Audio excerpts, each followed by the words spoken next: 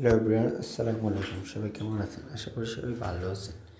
তো আজকে দেখাবো যে আপনারা CB66-এ কীভাবে টাকা তোলার পাসওয়ার্ড ভুলে গেলে সেটা কীভাবে রিকভারি করবেন। তো আপনারা এখানে আগে উইথড্র ওয়ালেটে ঢুকে যাবেন। ঢোকার পর এখানে আপনার ফোন নম্বরটা দিবেন, সেই বিকাশের টাকাটি সেন্ড মানি করবেন, মানে টাকাটি উইথড্র দিবেন।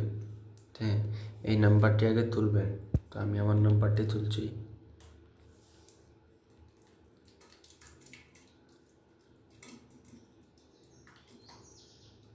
তো নাম্বারটি তোলার পর দিয়ে দিবেন, এখানে পাসওয়ার্ড দিয়ে দিবেন, পাসওয়ার্ড লিখে দিবেন।